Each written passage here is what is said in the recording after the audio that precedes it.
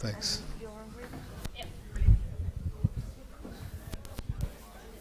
Okay, I think we're going to start.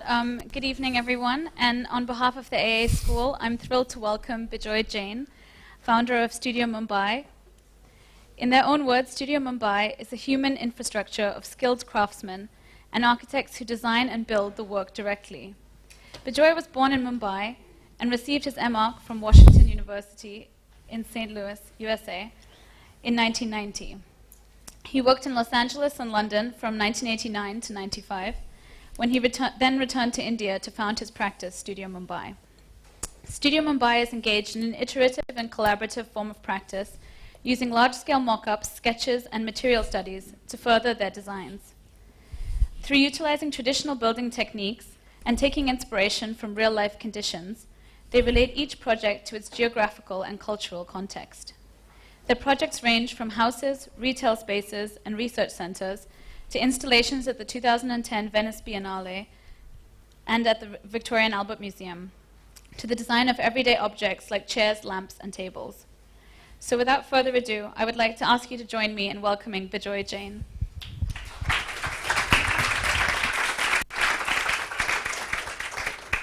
Thank you, Mani J. Can you hear me? Yeah. Thank the Architectural Association for this invitation, and thank you all for being here. Very quickly, I just want to maybe draw a framework or an outline in the nature of our practice. Again, this, I guess I've had enough time with this slide for people to read, and what it is actually is more a sort of a personal journey in terms of understanding as an architect how one positions himself professionally, but more so just an exploration of, no different from a poet or a musician or a writer, that architecture is just another medium of self-expression. So this is a sort of practice that has been formed. I returned back from the US, had a small practice here in England in the early 90s, and then returned back to India. And it was a sort of curious condition because architecture as a profession is relatively recent. It's only a few hundred. It was introduced in the late 1900s when we were colonized, but before that we were basically where architecture was produced through guilds, master masons, and so there's a sort of large population of that. Again, very important to just understand in terms of mass and volume, that we're a country of 1,400,000,000 people, somewhere in that region. And to think that more than 50% of the built landscape is actually built without you and me, outside the framework of what we would call formal architecture. And this for me was very important, something that I, when returning back to India, recognized was that I was actually trained in the modern ideology of, practice in Washington University, and you're sort of conditioned to, Corbusier, Louis Kahn, all of that, and you get conditioned. But I was also drawn to some of the local stuff, the local architecture, which is not necessarily vernacular, but it was just off the place. And so for me, this exploration of trying to find out, this curiosity of, rather than reject one and take the other, that would there be a potential that both could meet? And so the practice sort of was born from that. Again, just to in this particular slide, just that's Jodhpur city, which has evolved over hundreds of years and has a sort of a system of arrangement. This is in Mumbai. That's again in Mumbai, the formal and informal, and how they potentially can overlap. Again, without the idea of good, bad, right, wrong, or without looking at it with a prejudiced or a predetermined idea.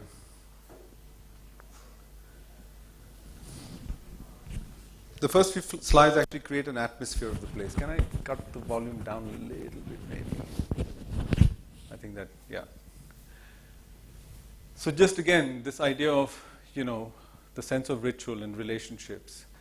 We still fundamentally are a pagan culture in the way that we conduct ourselves, in everyday life. And again, this parallel of, 500,000,000 people still go to the source of water, whether it's a water tank, a village well, a lake, or a reservoir, as opposed to in the urban cities where you turn the tap on when water comes to you.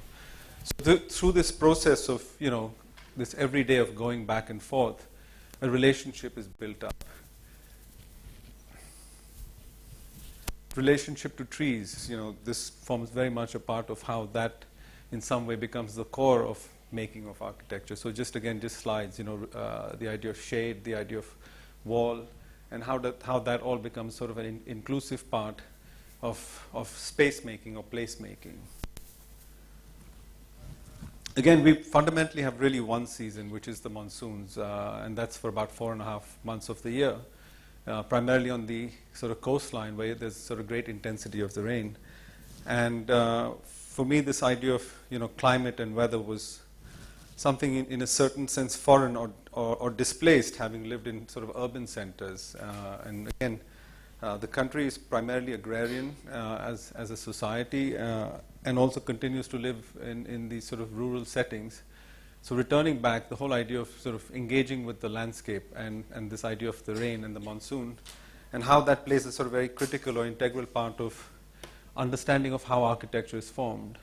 So again, these are sort of just images that I'm showing just to construct a sort of sense or an idea of what it is to sort of work in these different conditions. Just a brief idea about the practice. We started off with 7 craftsmen, and again, I don't want, this idea of craftsmen is very particular, and I think oftentimes misunderstood.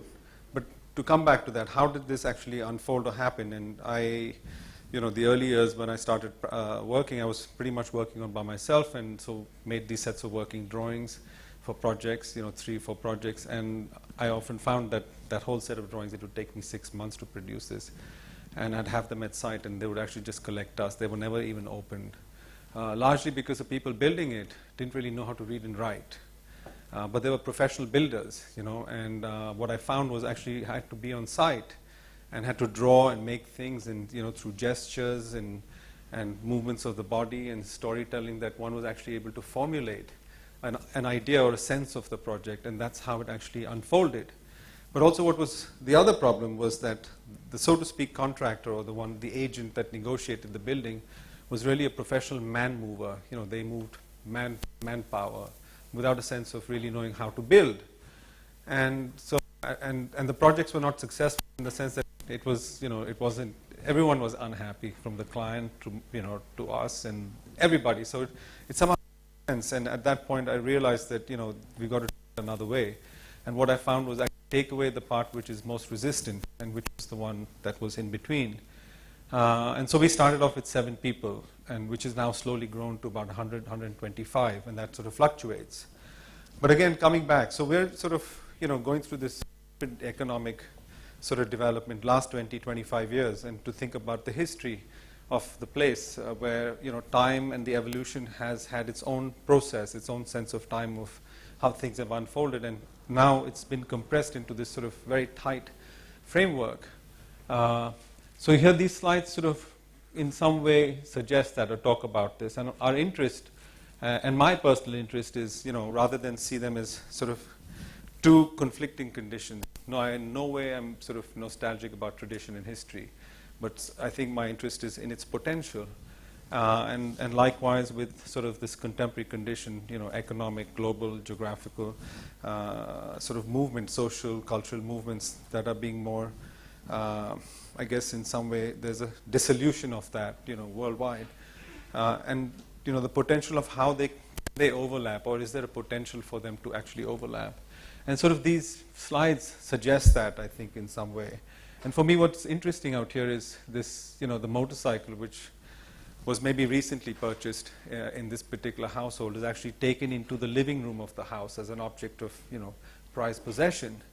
But the way it sort of is made inclusive in the process of actually taking it in, and also this ramp in a way suggests to the outside of this inclusion of this new thing. But for me, the interest is in the way that actually the both of them meet, and there's a loss of origin of which one came first, and the both, and in their overlap, there's a third another that's produced. So again, just these are the sort of conditions that for me quite sort of fascinating or interesting, is not knowing the potential of how these 2 actually can come together. This is a rock in Hampi. It was in south of India. It's I think, 16th century civilization, which is all built in granite. But for me, just the fascination, and I'm showing this just in terms of the way the rock has these marks, and I just took it out of my own self. Something quite interesting in this sort of organic object, but these marks are basically these holes that have been created to drive wooden pegs. And you actually water these wooden pegs, and that's what allows the stone to split because of the expansion of the wood. It's a sort of very simple device. And this idea of minimum means, this economy of movement, tolerances where they're tight and where there's not much to rely on. So there's this sense of, understanding of material, understanding of the relationship to the material.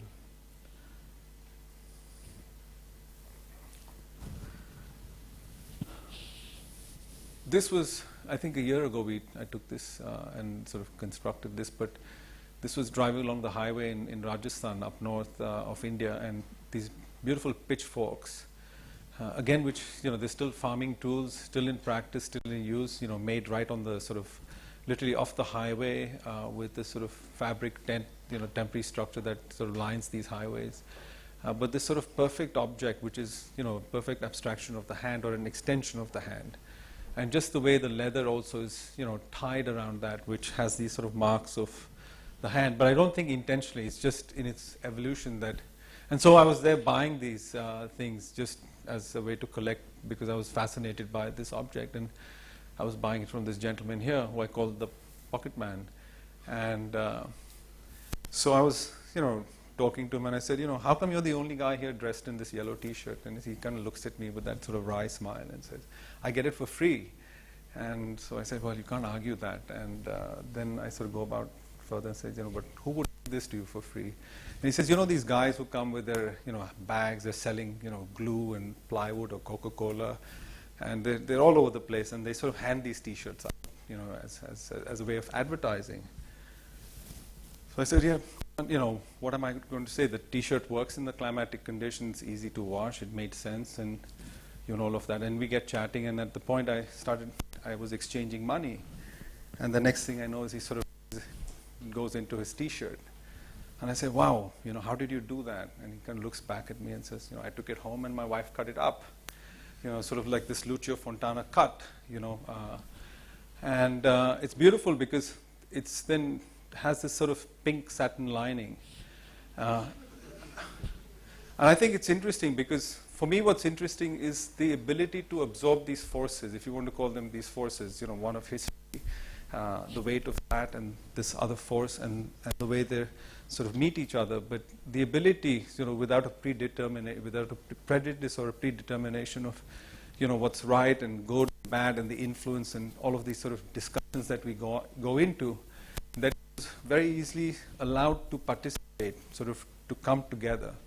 And the potential of that, just in this sort of minute observation of, the possibility, and how both of them can sort of coexist, one, and without actually the disturbance of even the logo or what's being, communicated through that T-shirt, whether it's whatever that might be. So I just found that sort of very fascinating, and the way he still adopts or he still continues to wear, these, they're not trousers, there's basically a dhoti, which is this cloth that have pockets.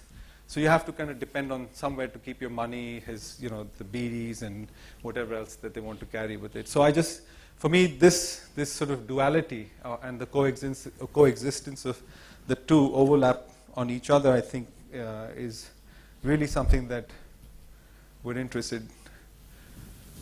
Again, this idea of, what is the motivation of how we make things, or why we make things, and where does it really come from? And Rossellini is sort of interesting because he was in India making a film and spent a fair amount of time and then went back to Italy, and there was a whole interview media, and he was asked this sort of question that you have to describe your experience or describe India in one word or in a short sentence, in one sentence. And so he said, it's a giant belly, it's a big stomach, and it was sort of interesting because it's a place where things get digested, all these sort of different conditions, civilizations, cultures, MTV, all of that sort of all comes together into this space, and you have a potential third, But coming back to this slide, so there's a friend of ours, early January, visiting India, sort of master mason who works in Lime in Switzerland, and he had sort of taken this photograph, came back to the studio and sort of put this photograph down on the table and says, guess what this is? And I kind of looked at it and I said, Rudy, I really don't know. I mean, maybe something to do with an antenna, solar panel, you have this. And sort of 5 minutes go by, 10 minutes, and I'm just unable to figure it out. And, well, he reveals what it is to me. So I said, all right, let's take this back to the studio, to the workshop. The studio workshop are basically a seamless space where we make things, we draw things, things are made and then drawn, and there's no specific process of where do you start from. But anyway, so there are all these sort of interesting characters, and my head carpenter, who's somewhere between a shaman, a carpenter, and an architect, sort of kind of moving, and he's very young, he's about 35. So I kind of take it to him, show him the photograph, and he looks at it, and I just give him a hint that it's from his region, from where he comes from. And I said, have you seen this? And he says, no, I mean, I don't know. He says, no, it's the first time. And then a minute goes by, and then he looks at me and says, ये तो झाड़ है पक्षी को बैठने के लिए. Some of you who are from India would understand. And he says, it's a tree for birds to sit on. And I said, how the hell did he guess it? So I said, Rudy, let's test it. Maybe it was just sheer luck. So we go to the second guy, and he looks at it. 30, 40 seconds later, says exactly the same thing. ये तो झाड़ है पक्षी को बैठने के लिए. A tree for birds to sit on. And I was just sort of, stumped. I think for me what's interesting is the relationship. A tree for birds to sit on. It wasn't just a tree. And the formulation of that relationship that then manifests into this abstraction of a tree, and how it's distilled into this into its sort of core essence of that relationship between the two. And that's what I was saying, that the motivation of where do we really design from, and that's why I also talked about Rossellini, this idea about the stomach, because I think in many ways, this idea of thinking or feeling from your stomach or producing from your stomach. I mean, we do produce from this stomach. So it was sort of interesting as a sort of process of where these things come from. Again, just this idea of this object, because the way they formulate in the evenings around this lake in Udaipur, basically every evening there are parrots, these amazing birds, and collection of different birds that actually come to get water because it's quite hot, and that's the time when it's cooling down. So they actually have these terraces, it's all flat roof, and everyone then goes up to the terrace, and they lay these beds out. And this idea of, to understand a landscape that is man-made of trees and these birds that come and sit on them, and you're sort of lying down there or sitting there in a discussion, and you have the birds out there and the proximity. So I think it's quite interesting of just the potential of this idea of one single object and how it can, influence or instigate this whole landscape to come together and make it sort of inclusive. This is our studio. It's a sort of 8 months of the year. It's an open, I won't call it a courtyard, but just under this grove of trees. We're about 45 minutes, maybe an hour from Mumbai. And again, this is a space where it's more like a research, laboratory research. And just really our preoccupation of making things somewhere between the idea of research and the actual project itself. But I think our core interest, or in some way that allows us to negotiate the research and the project, is this one in between, which is part of both. But it's also its own thing. And so this idea of making things, John Soane's project here in London, the museum, just this idea of, inhabiting yourself with things. Like you have in your school here, there's the things in your studio, and there are books, and this idea of osmosis where these objects in some way have a way to seep in. And we've all experienced that. I mean, I'm sure when you've taken the journey, you take this one path every day for 10 years, and you keep walking, or, whatever. I mean, you pass through that. And suddenly on the, 11th year, something sort of clicks, and you and say, wow, I never saw that, or the same thing you experienced in a completely different way. So this idea of these things having their own potential within them, and also the way you meet them. So in a way, inhabiting your space with all these things, which don't specific purpose, but in some way get into your body in some way, and this idea of osmosis. So that's really how I sort of thought or dreamt of the studio. Charles and Ray Eames were a great inspiration. I remember in school that that's the kind of place I would like to inhabit myself in. And it has evolved over time. It was intended to holding that idea and how in a process of time this evolution could potentially occur. That's the guy who had sort of guessed the trees, and it's sort of when, about 7 years ago this picture was taken.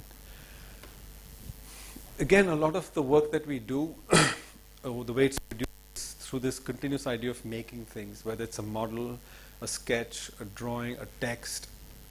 It could be many of these things, a material, a color, also just the idea of storytelling. And what's interesting in India, and maybe this idea of yes and no. So I'm sure if you have your Indian friends out here, they probably go that, yes, no, and so are you saying yes? And they'll say no, and they'll say, are you saying no? They'll say yes, so it's sort of this nod of the head, and it goes yes, no, yes, and it's sort of between. But I think for me what's interesting is the 2 points and what lies in between those 2 points of yes and no, and this ambiguity of that idea of, it's both of those but everything else in between. So everything's about negotiation, and I think that idea of having a fixed point which you need. I mean, it's not that it's the idea of how do you get to a place where it naturally, I think, is of interest. So this idea of the yes and no, because oftentimes you'll ask a question on a Monday and you'll get that nod of the head, and you don't quite know, and you come back on a Wednesday and ask the same question, but maybe the way you said it, what you've experienced a little while earlier before that, and then they'll come back and say, oh, why didn't you ask me that question earlier, And you say, I said exactly the same thing. He's saying, no, in the way that you said it, and it's all in that small gesture of how things are said that you'll actually get a response to the way you say things. I think that's sort of important to understand how things are also made, I guess. And again, here this is drawings. I draw with a red pen just because I like the luminosity of the red ink, and so I used to make these little drawings when I'd work with them, and how they basically mimic. And so now everyone in the studio has these red pens, and they sort of make these drawings. These were sort of started 7 years ago, maybe. And these are our working drawings, oddly enough. I mean, some of the drawings which sort of conditions or various conditions. And this idea of mimicking also, I think, is quite important for us. Stand on a bus stop, and if you do come to India, stand on a bus stop with your sketchbook, or at the train station or in the train, and you can start drawing, and before you know, there'll be 5 or 6 people. Somehow people have a lot of time. It's just the way it is. And so you'll see them sort of gather around you and, sort of peer into your sketchbook, and you look back, and they'll all move back for the first time, and then you go back again to draw, and they'll again come back, and probably a few more people will join. And you kind of ignore them and let them be there. Yeah, and a few minutes later, before you know it, they'll say, oh no, but you forgot to draw that, and what about drawing this? And and then next thing you know, you have this chorus of everyone getting in there and saying how you should draw, what you should draw. And I think it's that curiosity, and it's quite interesting that having these different points of view, it's just the way that this idea of public space and private space is very blurred in some ways. But it could also be interesting because from that a whole different story can unfold. And I think that's one of the things that I recognized in working, that to start making these connections, this idea of the lineage, where they come from, their climate, and again they're quite diverse because we have people from east, west, north, south, from all these different places, and they're very particular. I think you probably we have a lot of languages, a lot of cultures, and they're all, we can call them Indian, but they're very distinct and different. I could travel 500 kilometers or even 100 kilometers south and cross the boundary, and it's a completely different language. So how do you then begin to communicate? And so it's all through this idea of storytelling, making marks, that begin to actually sort of weave a sort of tapestry, if you want, for the lack of a better word. But anyway, to sort of take this further, that's more of the stuff. And I had to use these tools basically because I worked by myself, and these few guys, and they spoke different languages. And so we needed to find ways that would be common, that would draw them collectively, or all of us collectively together. So it actually started by making these models, and they can be very small ones to big ones. But also we found at some point that we were able to make full-scale cross-sections, full-scale, and it was very fast. I did this experiment where we had, me and a whole bunch of trained architects, and we were drawing, and we said, let's try this out. So I ran them one at the studio, and they was in the same place. But they basically finished this cross-section in 2 days, while we were still trying to figure it out and draw it. So just in terms of economy of time, because you might, that this is expensive, or, but in many ways it's economical also in terms of what's communicated, language, time, my time, the time of all the people that are there. But what it allows is a sort of collective of people to actually get underneath it. And between this and all the other things, that you can actually start making us, forming a construction, fragments of a whole. So we found this as a tool, and again, just the sheer repetition of doing this again and again and again, that when they actually go to site, because these guys go to site and then produce the work or produce the building, and they don't need to, we just have a plan which has the broad dimensions and a section that sort of establishes the sort of key dimensions on the site. And then the rest is all done through these kinds of things, through memory, through practice, through these objects that will be there on site. And that's how these buildings are produced.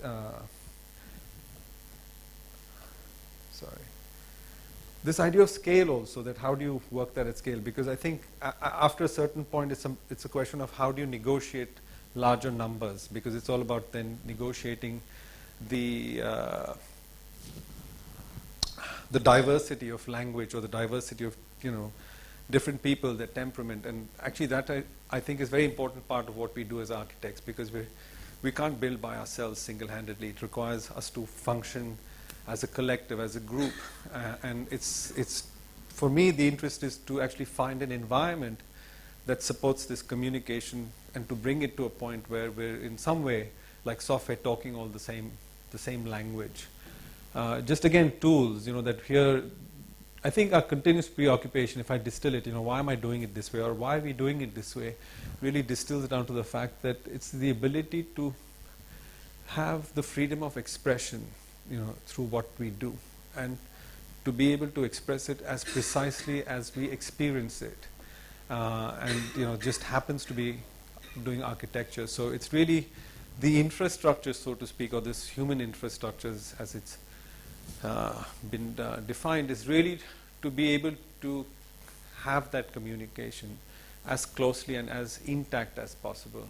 And again, this idea that tools are made, things are made, that we don't necessarily allow the system to govern us. Yes, there are systems, but that we can move in and out of the systems. Again, sort of an important thing to note is that I think in some way what enables the country of this magnitude of population in a sort of democratic way is the idea of chaos.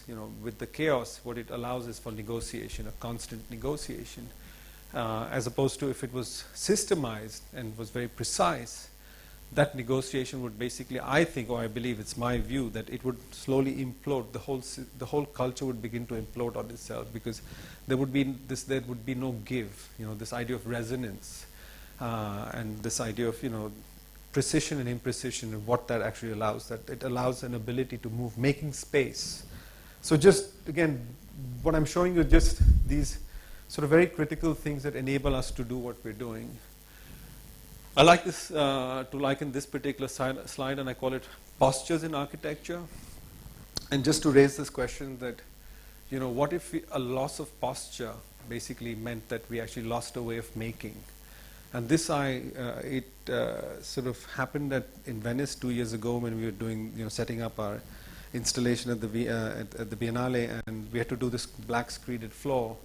And I remember the Italian contractor that was there, and he said, well, we can do something like that, but not quite like that.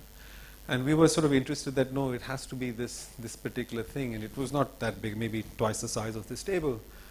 And so the carpenters were there, 7 of them. Sam, who's this American, lost his way to India, oddly enough, but anyway, and myself. And what it meant was that there was a certain way it had to be made. And so the carpenter said, I think we can do it, because they've seen the masons do it, and they had a sense for it. And they've done it in their homes, but not maybe the same way. And what it meant was basically we had to sit down, like sort of on our haunches, down like that, and work our way. And so Sam got down, and in 2 minutes, 2 minutes go by, and he's back up again, and he can't even go the third minute, And the carpenters basically sat down for 2 hours that way and actually worked the floor. I didn't even attempt going down, it was impossible. So it's kind of interesting that idea of proximity and space and distance, because for me, again, the interest is what lies not there or there, but actually what lies in between, and the relationship of that. Again, here this idea of proximity and the engagement of hands and feet, and that as an idea of a sort of complete whole, where the entire body is engaged, in the object, in the pressure, in the precision or the imprecision of how you, move or understand in the process of making, that it actually is a relationship. And again, the same idea can be applied to machinery. This idea of JCB, I think you call them JCBs, these sort of big, that it's an idea of distance, that when the distance increases, to become aware of that. So it's not about relinquishing that relationship to the machine, but actually the potential of that space, and recognizing the distance between the space and what that distance means. When you create that space, that what is lost in that is the idea of scale. When you take a small model and you increase it, there's evolution of that, and if you look at those 2 points, there's a scale in between. So again, this idea of that distance or the space that is in between.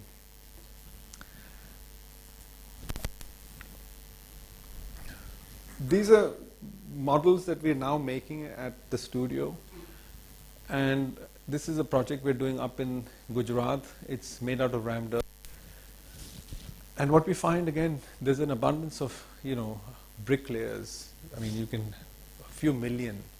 That's the potential we have, a few million bricklayers. Because everybody, if I said 500 million people build, a lot of it is built in brick in some form or the other, anywhere in the length and breadth of the country. And so, these are sort of, again, our working drawings, our models, but for us, our interest was to also have them tested, that these models become fragments of the real thing, or they are the real thing. Because what we began to explore was this idea of scale shift, that can I take the real material from the site with the exact mix and find a scale at which point this model doesn't sort of break down, that it has a threshold. And the scale is decided on the threshold of the authenticity or the ability for the material to hold itself as what we would call it 1:1 at full scale. So this is something that we are exploring in the studio, and these models are actually now kept outside. So you're not precious about the model, that it's actually living by itself. It has its own life. It has its own life source in its inception. So for us, this is something of interest. And I think partly also, which if you recollect in the early part, I talked about these 2 points of research and the real project, but there's something else in between. And this sort of preoccupation of something else in between that actually helps us negotiate both sides. And again, just purely out of an interest that in some ways we still are able to experience or potentially experience the possibility of the real thing. I need to run fast on this. Sorry. Again, what's fascinating or what's interesting is the ability to move between materials. It's basically the idea of a skill that has been acquired over time, and these are things that we do now in bronze. And here, this was actually done for an installation in Japan, but this idea of making models that describe landscape or the atmosphere of landscape. And so this, again, just a slide, is just to show the diversity of the potential of what we can do and how we can move between materials, and the idea of the precision of the materials, and where does one pay attention to. So that's just, this is a model produced in bronze. Now going into the projects, this was a project, it's a house for 3 generations. I mean, it's, we have these, they're called joint families, but I'd say multi-generation house, where you have So anyway, the site is on the coastline in Alibaug, where we have our studio, and it's about 50 meters from the sea, maybe slightly less than that. But we found this excavation or this dig, which actually has sweet water, and that idea that no water actually gets to the site, so you have to be dependent on what you find potentially below the ground, and that becomes your source in a sense of nourishment to your life and everything that surrounds it. And so here, this is our consultant. He's, a master well builder, sort of, again, acquired this through experience, through making, repetitive making over a period of time. And I think for him, what was critical was this evidence of a small fissure, which is, no bigger than, that kind of space where this water was coming out from. And his sensibility of saying that we had to straddle over it, because in time, this idea of the compression of the soil just by the weight of the construction of this well, that fissure could potentially close. Now, what was important to understand was the sweet water basically sat on top of the saline or the salt water, and that dependency of the salt water and what actually lay in between the two. So what was important was the pressure in the way they actually meet that retains that balance. And so it was important to sort of straddle over this little fissure and not over time slowly, that is compressed, and then what you have is basically saline water. And that's basically his community that puts the whole thing together, and they have an incredible system of working. It's all done in a very short period of time, because you have to do this a month and a half before the rains, because that's when the water table is at its lowest. So you know when you register the water, so you know that the other 11 months there's always water in the well. So it was important that period of time. So there's a sense of speed also, sort of an efficient method of putting this together. And that really forms, in a way, the belly button or the core of the house, the sort of liquid foundation. And I call it a belly button because the whole gesture of the house is a diagram of everything arranged around this core, around the center. But also this idea of, in time, that all of this stuff that is around could change, could go down into the ground. But what remains is this sort of core from which, again, something new can re-emerge. So this idea of, what then is the foundation? And in some ways, the sort of project begins from this space where it sort of comes out, this idea of a reptile or something like that emerging out and constructing this and actually coming back in. Because right in the beginning, we found this beautiful big snake in that well, which had made its home there. And this is sort of taken in the rains. It's a room that fills with water. That's holes that allow light, air, and water to come right through. And oftentimes in the monsoons, on a full moon, high tide, it basically registers the water line right up to there. And that's taken in the summer at the low season. But what's interesting to note, and this was something that we stumbled across or discovered really, was you can see this sort of damp line out there that registers. And what it did was actually register the tide. And it's interesting that we're so dependent on our eyes in what we do. It's all about this idea of image. And here, basically, the idea of the image, the idea of the water or the sea being taken away, but how it is registered or its presence felt and even heightened in some sense by just this marking. So it was a sort of breathing vessel, and this idea of the sense of sound and movement inside it, and also this idea of time that was registered. And again, this idea of moon time, which is very important because I think culturally we work on 2 time zones, moon time and Greenwich Mean Time. So we have a lot of holidays in India, if you know. But this idea of ebb and flow becomes very important also in understanding this idea of ebb and flow. Even this mass that moves in and out of cities. And it's interesting how it registers the monsoons, because just before the monsoons, you see people going back to the rural parts or to the smaller towns, and you can do anything economically to hold them back. There's nothing that will hold them back. It's very important to negotiate that, the monsoon, which I was showing earlier, that how important this idea of rain or this sense of climate and what it means culturally and how that forms or shapes the landscape. So anyway, yeah, this is sort of an interesting idea of outside is inside. And you can see that's the diagram, because that's these holes out there are those holes, and it basically registers. Everything is done to nourish the life source. So all the gestures basically continuously provide nourishment to this. And as long as we keep this looked after, everything else will be okay. And so the idea of the architecture responding really to that, the idea of collection of rain, all of that stuff. But it's not really, that's not important. So the idea of, where do you focus, where do you keep your eye on?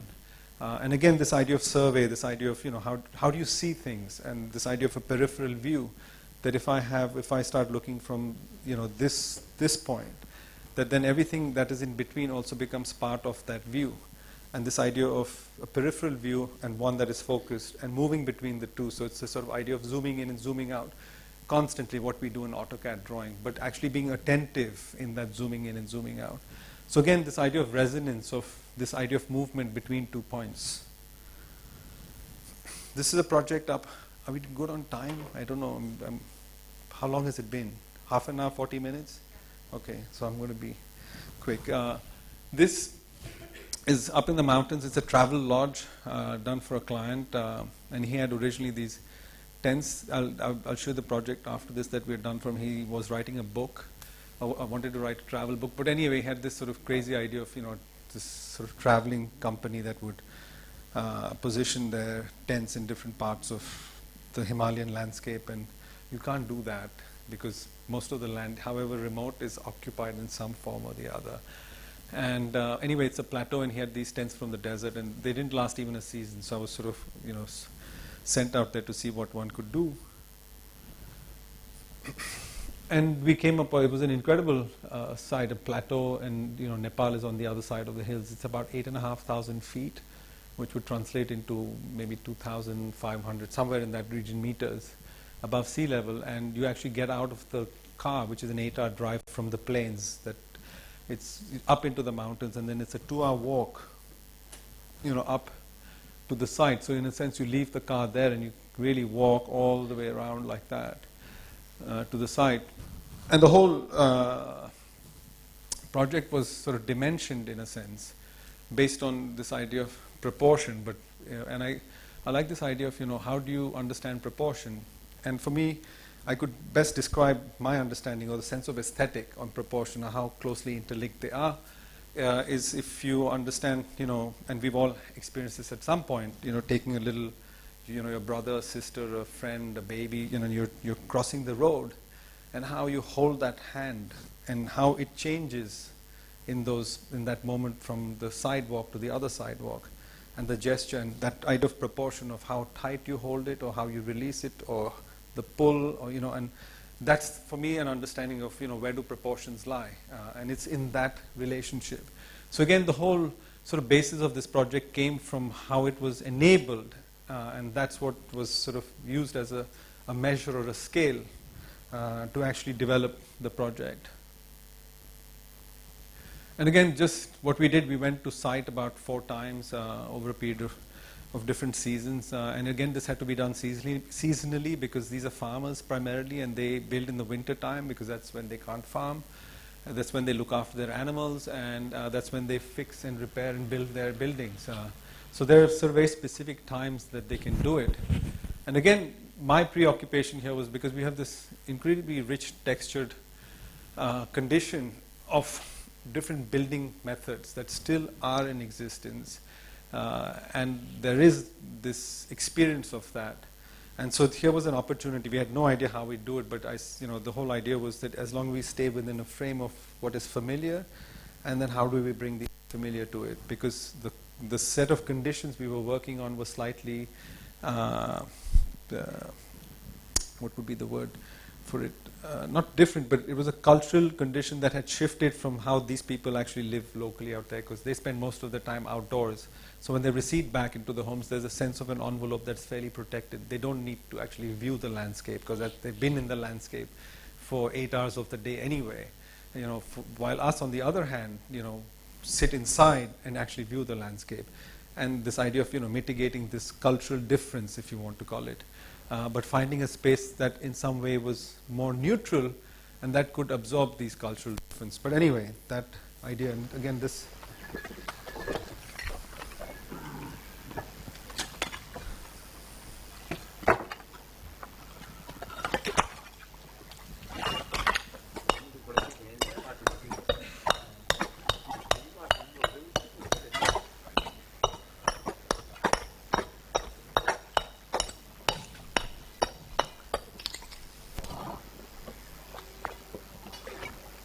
For me, the interest is the economy of movement and the space between the two.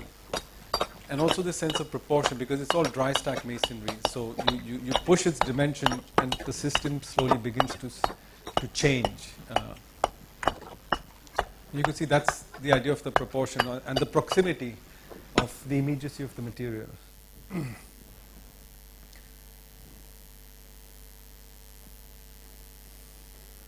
What was important in this, there was not really a brief. The brief was written by the owners, the farm owners of the place, or the farmers, because actually the plateau was left unencumbered or free, and we sort of used the farming plots, but we had to take the minimum footprint, which also then tied up with the nature of the building and the dry stack masonry, the idea of the retaining wall, because one of the very strict conditions that they laid out was that after 10 years, they wanted the land back and the farming needed to continue in the way that it had. And so we had to minimize the footprint, and also it was very specific that nothing permanent or concrete could be built. And so that really became the sort of focus or the sort of main drive of addressing this site condition. And they still continue to farm even now. So in a sense, that idea of the overlap of how both can exist simultaneously. I'm not really going into, so to speak, architecture, because I guess you guys know all of that. And for me, it's more important to sort of describe, just the peripheral view of what makes it, or, how do we get to this?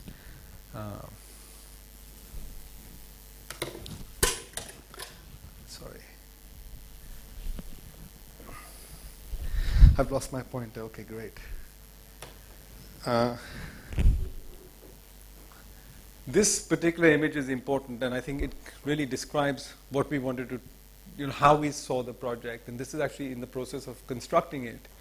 But the idea that we'd actually leave the site in this way, and in some ways the idea of memory and memory of the place, and the loss of origin, of what came first, and the potential that this could possibly be there. This idea of the story, it was settlement left behind, in the sense of idea of time that's woven, and the potential for something to re-emerge from that. So these can be seen as retaining walls that have been found, or settlements that were there from which we piggybacked and put this very lightweight wooden frame sort of textile structure on.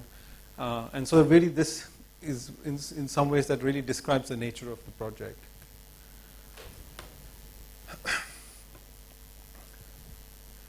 Same client, but he was wanting to write this travel book, never ended up, never really did that. But found this, plantation. It was a palm coconut plantation, and for us the interest was this array of trees. This was this landscape of columns, and this incredible roof, and these structures were more like an enfilade in this existing space, because what it already did was in some way negotiate or mitigate the sun, and that's something that we have to pay a lot of attention to. It's the sun and the rain.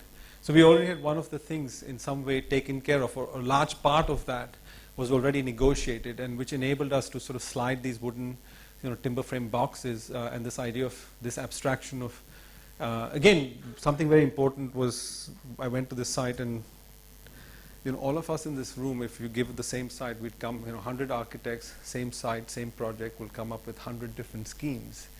And so this idea that, what then? There's no one specific way. And so this idea of illogical, in a sense like a painter, that, where do you make the first mark? And so paying attention to the idea of the first mark was this, I kind of made this gesture like that to myself, that it's something like this, and I didn't really know what that was. But I kept that idea very much close to, or rather inside me, in the process of trying to find what this was. You sort of like taking a torch and looking for something in the dark. But anyway, again, you saw those sort of aqueducts, and that sort of becomes really the core of the place, because there were these existing wells. It's a plantation that has, that has evolved. It was earlier a tropical rainforest, and about 100 odd years ago, it was all cut down, and these plantations were put for pepper, cinnamon, betel nut that was then traded with Africa. So these links of, history and geography, and connecting the globe, at that time, and how that's woven into the landscape, and the idea of landscape as history, and the possibility of how you intervene in the way that we would talk about conservation projects of buildings. So this idea of, the idea of landscape having the same quality of history and time woven into it. This is a working drawing. These are the models, and they actually have, you can see dimensions, and they build. So the idea of a dimension that sort of resonates, 3.14 could be 3 or 3.2, and finding that point where there is an elasticity to the idea of a dimension. So it's not about getting it to be so exact, but the exactness comes in its elasticity, I guess, and understanding what that elasticity is and where the give is. So that's, in a sense, the tolerance that you build into it. And I've used very specifically the idea of the word tolerance, because it's all about tolerance, I think, in that sort of relationship. And up above, you can see this full-scale mock-up, but using the same betel nut trees, and we sort of make a frame, which then enables us to understand what might seem as chaos. There's this system of trees, and the whole project is based on 3 sheets of plywood, 1.2 meters, which makes 3.6 meters as a width, so 3 sheets of plywood. And we found that as a dimension that in some way neutralized, or we began to understand the complexity of the site, the arrangement of the distance between the trees, and the rhythm of that, which at first sight did not seem apparent. So again, this idea of using these tools to survey. And I kind of like this idea of a coyote in a landscape, single animal.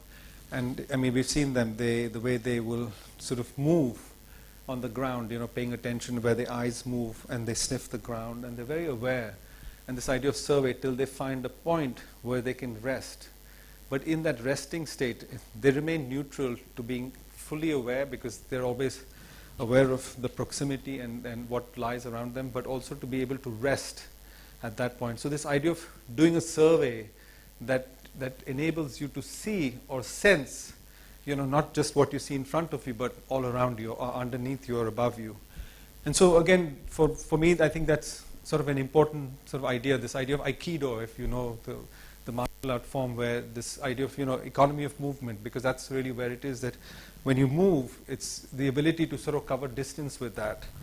So I'm just saying, sharing with you a process of how we try and negotiate these things. And I think the whole endeavor really is to find a point of neutrality, or to find a neutral position where all the forces in some way come to that neutral position, and we can oscillate from that neutral position where it can move in and move out. So again, more of these models.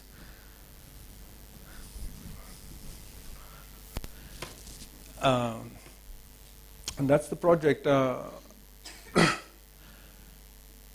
I guess what's important here was the idea of, as a phenomena, was more this idea of camouflage, or this idea of discreteness, not so much to that the presence is there, but it also disappears, and this movement between presence and absence. But more importantly, also this idea of the atmosphere, because here 8 months of the year we have really good weather. It's the 4 months in the monsoons that have to be negotiated. But this idea of outside and inside, and what is in this idea that actually outside is brought inside. It's not even outside inside anymore. Because for me, what was a discovery in this particular project was when I shut the doors, and I think it was in the evening, late at night. This was when Helen was, taking the pictures, and I discovered that actually the sound of the sea had the same quality, the same intensity of the quality, and it resonated if you're physically outside and if you were inside. It was identical, and in the way that the sound actually came, or for that matter, the atmospheric air, that there was the resistance was actually, it was a filter to create a sort of sense of protection or envelope, but it allowed the other things to seep through in exactly the way that you would when you were standing outside. So this idea of what if, outside is inside. And it's something just to note, this idea of also our own internal inside and outside. Sorry.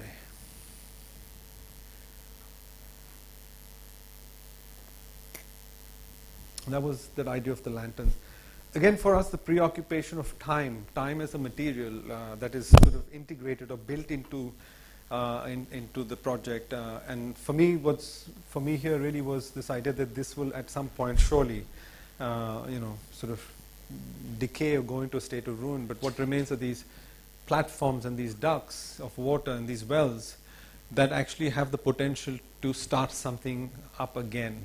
So this idea of cities that are built on other civilizations, and how we build and how they transform and how they mutate or modulate or morph, and that idea of a sense of an imprint that has a potential or a possibility of a new potential based on all those forces that are relevant at that time.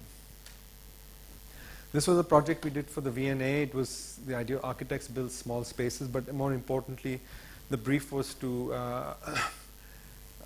was a space for contemplation, a place of worship, place for reading, and they had this sort of long list of places, da da da da da, and oftentimes one imagines this idea of place of contemplation as to be this very pristine, perfect environment of worship or reading, for that matter, like a library, and so our whole sort of motivation was the question that what if all these places could exist actually in one space, but also a space that is actually constricted, that is tight, and how do you then negotiate the possibility of having all these conditions in it? And we actually found this was something that we had always been interested. It was behind our studio, or sort of tucked into the space that was left between the boundary wall and the structure, and this is actually housing of the staff. But there were incredible sort of spaces, internal spaces. They had this incredible quality to it, experiential quality to it, and how they had their own systems of organizing themselves. So we wanted to sort of present this. Again, Mumbai as a city, when you get an official map and what you experience are two completely different things. This idea of legal and illegal, unauthorized, and this idea of these things exist, these people exist, and it's the boundary, the threshold, and where if you move that, the entire balance of that could potentially change. So my pointer disappeared, but I guess it's okay. If you see that little step, that little dark line near the tree, and you can see that, and that's public and that's private, and that actually is the street. And in many ways, it's like a train with compartments, so you have that similar kind of circulation. And how they negotiate that as a fire corridor, a public street, because you have several homes like this, but this idea of boundary and how they've anchored themselves with the tree. Going back to the original slide of the relationship to trees and how that becomes very important in a way to find an anchor, in a way to negotiate all the city. So our intent was to show Mumbai, which was in the plaster courts, and it was more a 1:1 scale experiential model, more than the sort of precise 1:1 of the real project itself. And so this is the plaster courts, and this is fragments of cities, of different periods of time. And we chose plaster as a sort of appropriate material because also of its fragility, its sort of vulnerability as a material, because you don't really build in plaster. These are sort of made more as models. But the fact that you could actually inhabit this plaster model or plaster full-scale object. And the idea of this camouflage, that it's physically there, but also in some way it's camouflage just by the nature of its color or the way it has an association to the adjacencies. And also this idea of history, Angelo's David, which is a real plaster cast. And in India, I think it's kind of, we're not precious about history in that sense, that there's a proximity that sometimes can be quite tenuous, in terms of, what you could potentially lose. But I think that freedom, so just that idea of proximity. And so we placed this particular piece, which is showing Mumbai in construction. These sort of pock marks, or these holes that you see are basically hammer marks, so given into concrete, and showing Mumbai in construction, or in constant process of flux where things are being constructed. And again, the idea of the pock mark is we plaster this concrete in a way to negotiate the rains. So from the outside, you have these walls and these antlers that stick out. So it has this sort of enigmatic sensibility of some of the things that one actually experiences within the plaster courts. And so you actually can walk in there and then experience, for us it was to construct the qualitative experience of the place. And to get beyond this idea of infrastructure, yes, lack of whatever plumbing facilities and electricity, but the idea of the quality of space that was potentially in there. So the ability for us to be able to sort of go beyond what we would consider, the things that one needs, but how they've been able to negotiate the lack of that.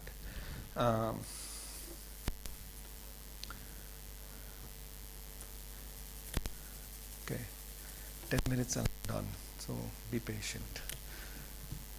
That's the idea of the bas relief. So this idea of a small sliver of Mumbai set in, and this idea of a bas relief from the outside. And so again, importantly was, a loss of the object or the origin of the object, that this becomes it has its own independence also. It gets its own autonomy, and it's not necessarily tied to the source or is linked, but in some way can also be linked to the source. So anyway, that.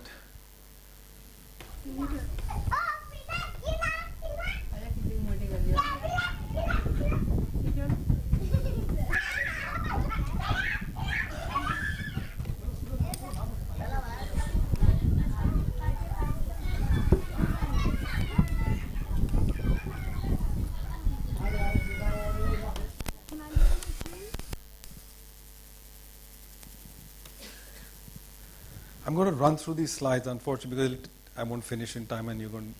I don't want to. I think I've sort of given you an idea of the approach, and very quickly I'll touch upon this. This is something that's in construction right now. It's a warehouse that's existing. The roof burned down in the early 80s, and it's a particular plot of land that is stuck kind of in between in Mumbai. It's really built by developers, much like New York City. And it has the adjacency of the railway tracks. But you also can see these structures that are wrapped around, and they're actually in the boundary walls or the setbacks. And they've also been there for about 40 odd years. So the whole idea of the place, and early this A-frame roof, which meant that if you had to reconstruct that, all the water coming off that roof would then have to be negotiated. And all you really had was a 450 millimeter wall that could pick up the rain, the drains, so on and so forth. And to enable this project, it was important that we don't disrupt that life that already exists in its adjacencies, and that we make it part or an inclusive part of this project. Another thing that was important was there's a zoo which is on this side of the railway tracks, and they have this incredible sort of trees, which are trees of the region. And one of the sort of last vestiges of this museum, in a way, not a sort of live place, but they have this incredible, bats that have grown and they're in thousands, and every evening they their flight path is across this area.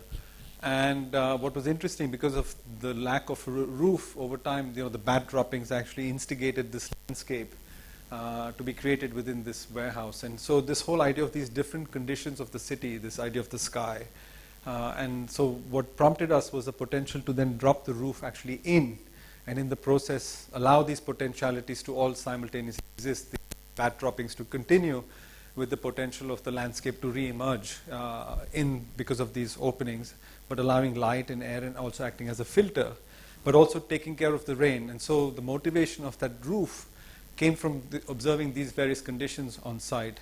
And again, here we were interested in this archetypal sort of typology that was egalitarian in terms of its location and economy, in the sense that everyone has a sort of different size unit. These are live-in workspaces. There's a library, there's our studio, and there's some residence. So there were, I think, 7 units that had to be cut out unequally. They were not of the same dimension.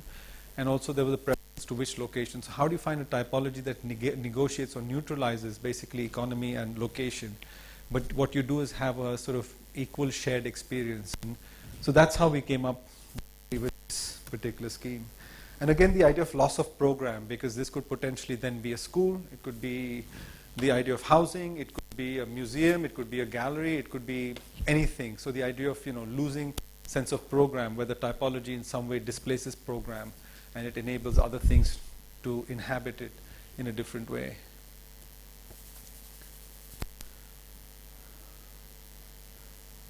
The idea of sound and light and a flute. Anyway, I'm 5 minutes and I'm done. I'm just going to run through this quickly.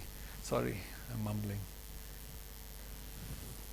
Again, the idea here, we use models to test phenomena, because we try to do, it has this sort of ribbed glass which diffuses or brings light in a particular way, because we have this one central opening that draws the light into the space, and we used the model as a way to test it. So these models really become, in some way, a way to understand phenomenology, like you would look under a microscope, and cut through a cross-section of an animal or a plant. And so in the same way, these have the idea of making these models are like those kinds of cross-sections that we would study. And these are drawings now the carpenters make. They, instead of drawing on paper and printing them on sheets, the monsoons don't allow them, because the sheets sort of become like these giant waves. You can pretty much surf on them. That's how crazy they become in the monsoon. But they figured out they could draw on these sheets of rejected plywood, and they take masking tape and set it up, and then they make these beautiful drawings that have a sort of their own odd scale, but also the way they're able to correct them very quickly. So there's a great immediacy in the way they're able to sort of draw these things, and they remain as tablets now as part of the studio collection. And of course, my head carpenter at some point realized that I kept signing these sheets of plywood, and I said, "This is crazy. You just must cost a lot of money at some point." And he sort of smiles at me and says, "I knew you'd ask me that question."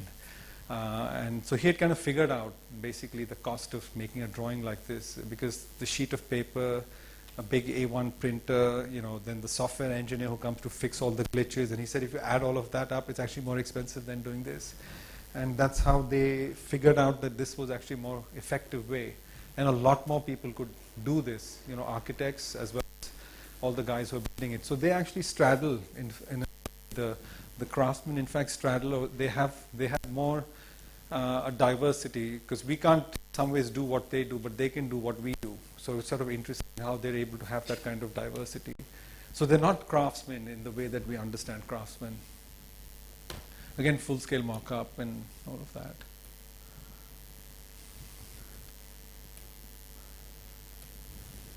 This is a high-rise in China, so it's going to from 1 to 100 in 60 seconds. And we have this project in China where we don't have to engage in the way that we work, but we had to find somewhere a mediation of that, and it's a sort of landscape that has been cleared out.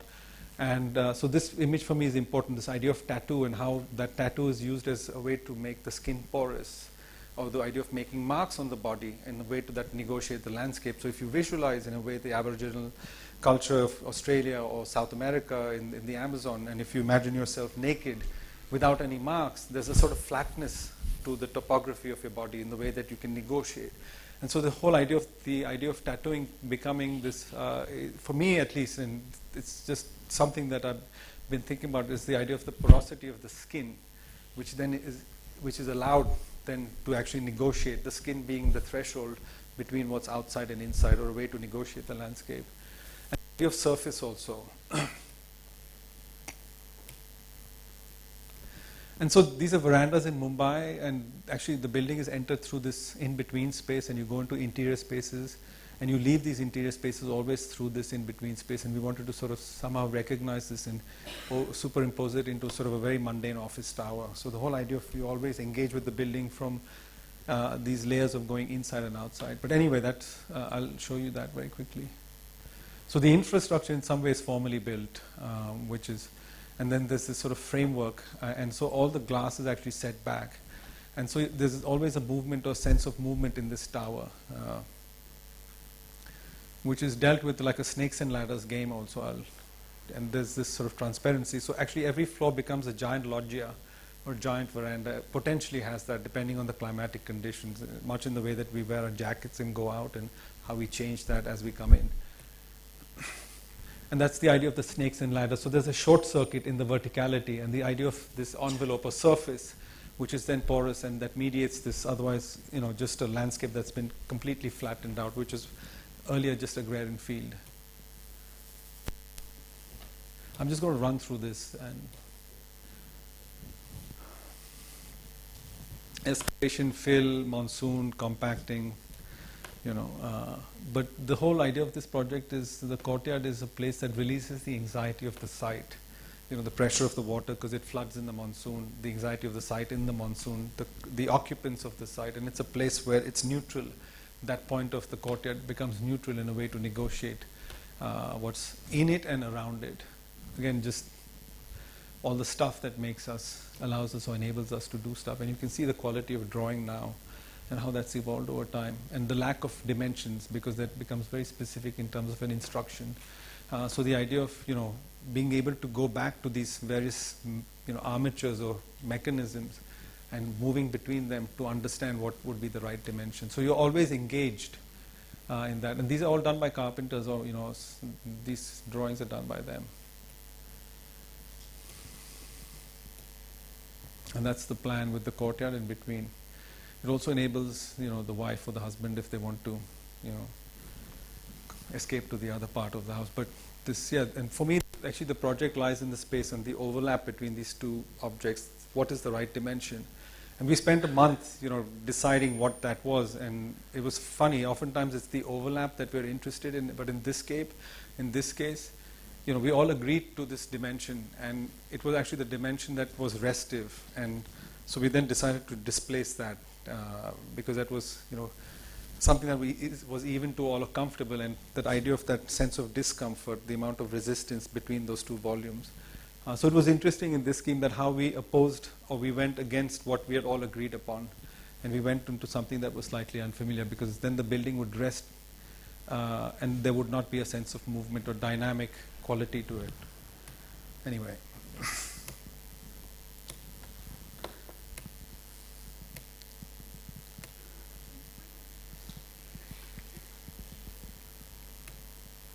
You can see the cross section of the site that tells you the history of the way. That's the excavation, that's the fill, the rest is all the existing topography. And the idea of water as foundation.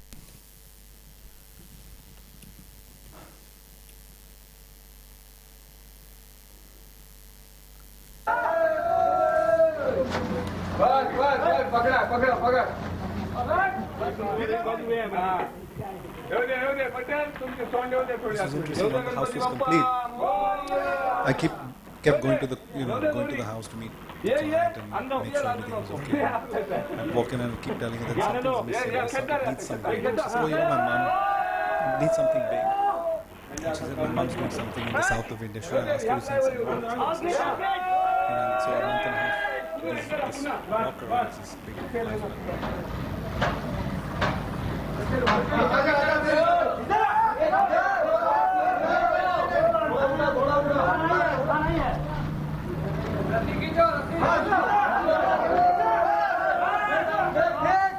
You couldn't use it. You say that why don't we use the crane to drop the thing? If we did that, it would have definitely fallen in the water down.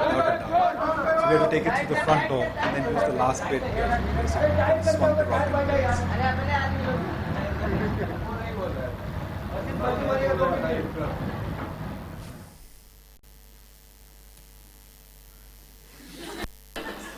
Thank you.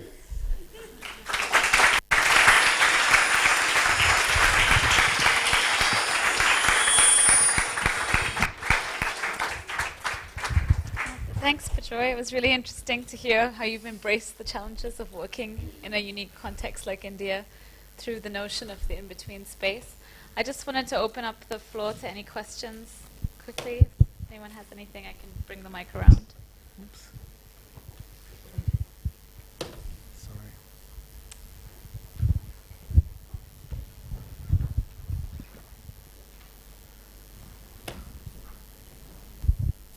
Hi.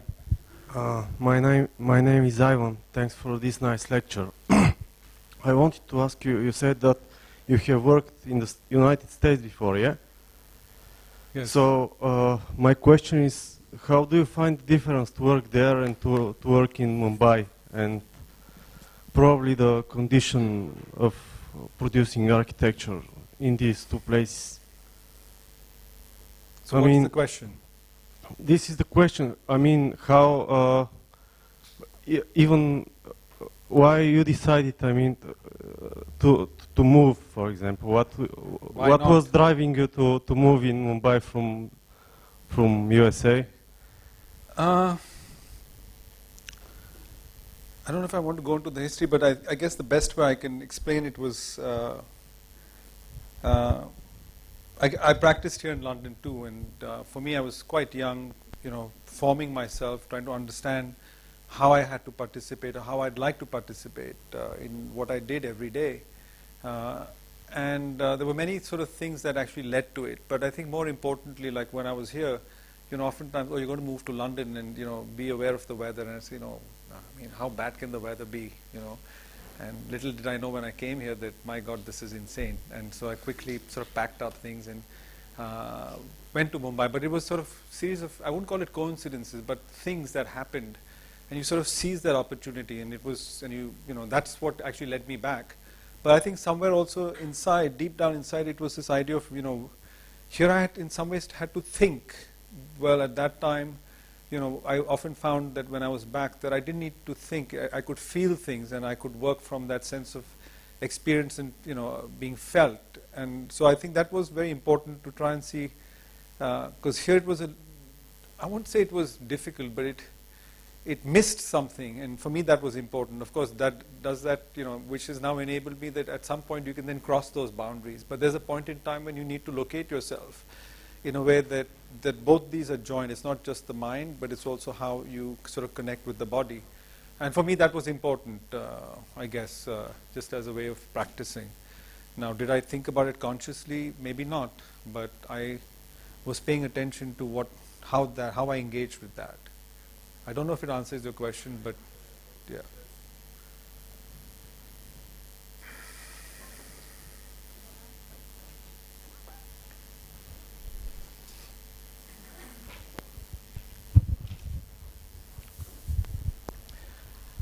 All the projects you showed in India are very much to do with the site and the materials and the expertise of the craftsmen and the physical process of making.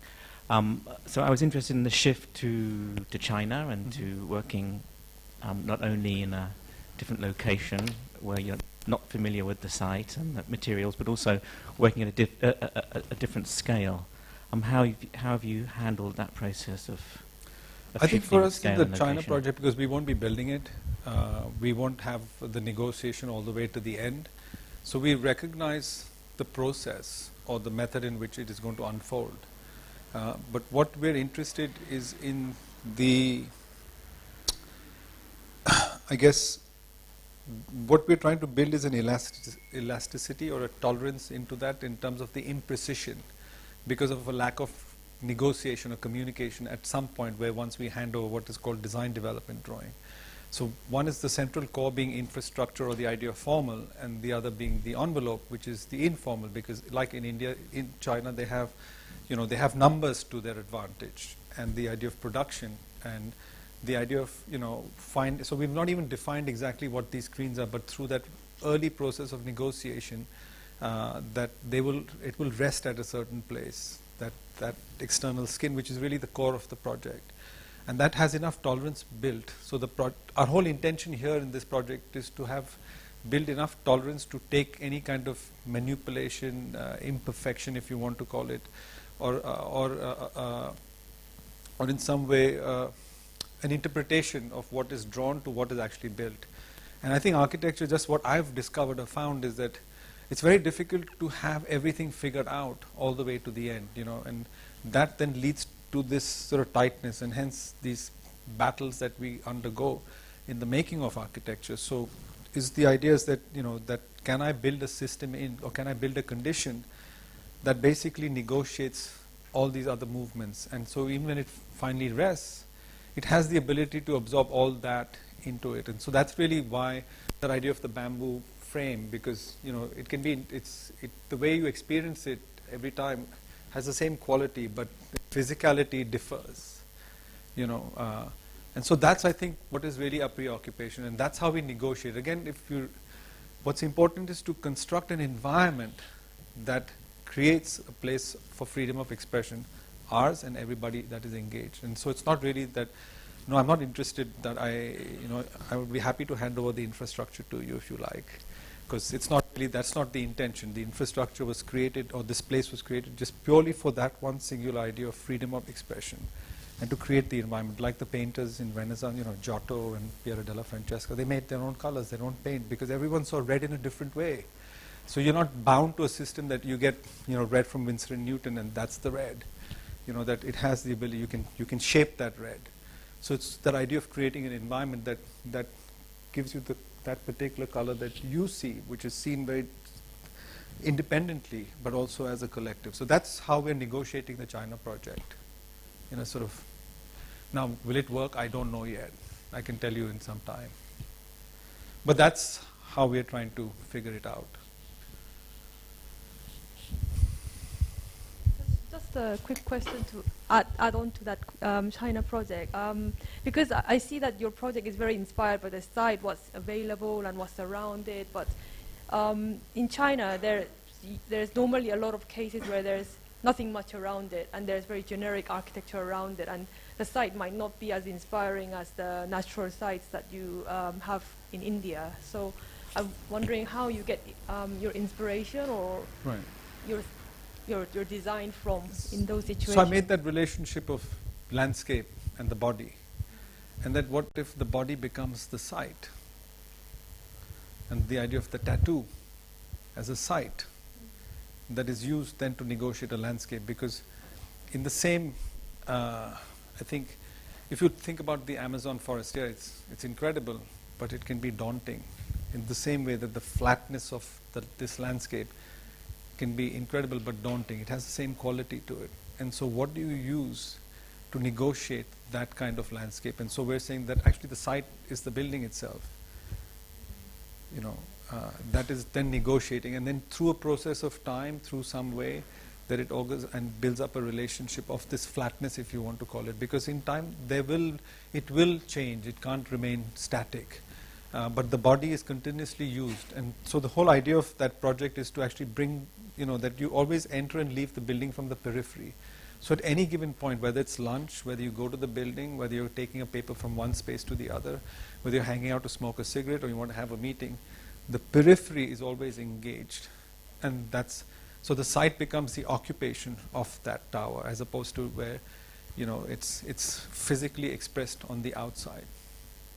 And that's the idea of using the surface, or the potential of the surface. So that's how we're negotiating that site.